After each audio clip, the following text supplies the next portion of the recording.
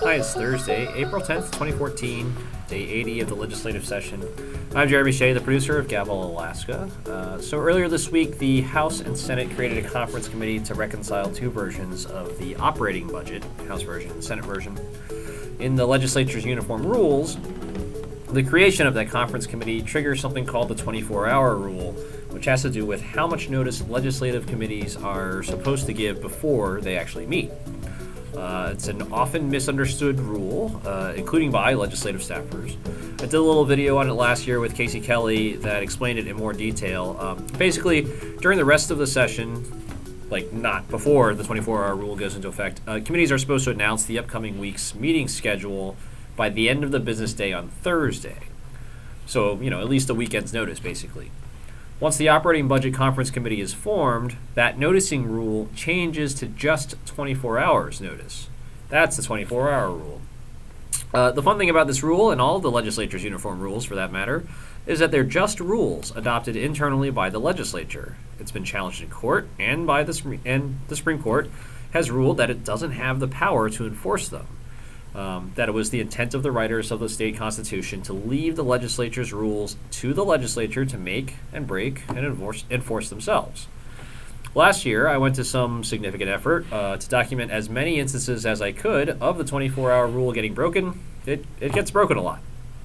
So now that the 24-hour rule is in effect, even though it's often broken, it becomes especially hard for me to keep tabs on what's happening when. So here's an abbreviated rundown of what I think we're following on Gavel, Alaska on Friday, April 11th. In the morning, there's various education bills in committee before the floor sessions. The Senate has a long calendar with 8 bills and 3 joint resolutions. The big ones we're following are HB 23, SB 119, and SJR 21. HB 23 is the Knik Bridge bill by Representative Mark Neuman. He's a Big Lake Republican. This bill's been very divisive. Critics have derided it as a boondoggle. It's a proposal to bridge the Knik Arm, connecting Anchorage to Point McKenzie, where there's more land for development and alternate roads to points north of Anchorage, like Wasilla and stuff on the Parks Highway. The House cleared HB 23 last year after a very long floor debate.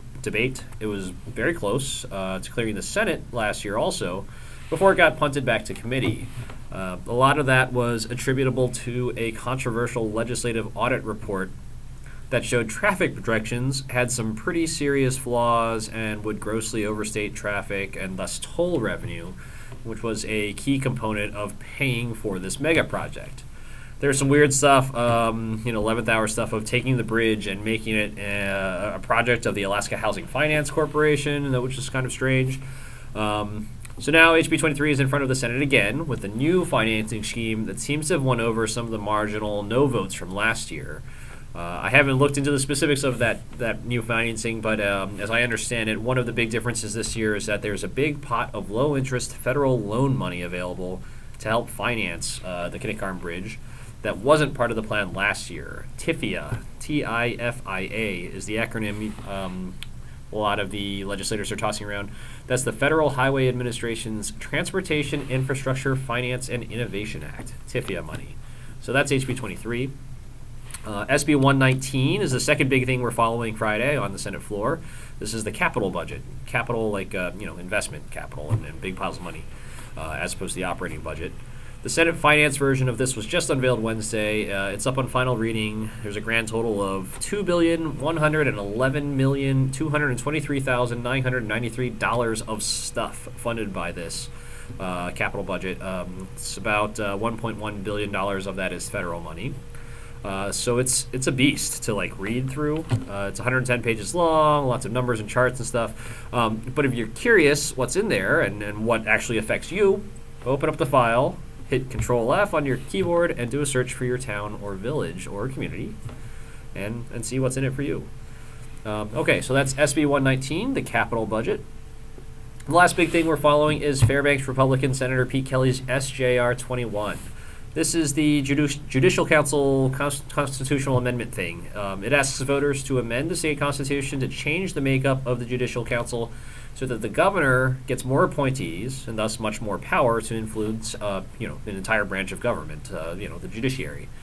The Judicial Council nominates people for judgeships and makes recommendations about which judges to retain and which ones to toss. So right now, the Judicial Council is made up of 3 lawyers picked by the State Bar Association and 3 non-attorneys the governor appoints. The Chief Justice of the Supreme Court breaks tie votes. It's 3-3, so there's a slight, lawyer bias. SJR 21's proposed constitutional amendment would make it 3 lawyers and 6 gubernatorial appointees. So the governor would have, more or less, always get his way. And there's much less likely to have a tie. So the public members would just about always outnumber the lawyer members. Senator Kelly argues that slight bias toward attorneys is bad on the Judicial Council. It's unrepresentative and undemocratic. If they can only get 3 public members in for such a big state, it's hard to get rural representation in, things like that.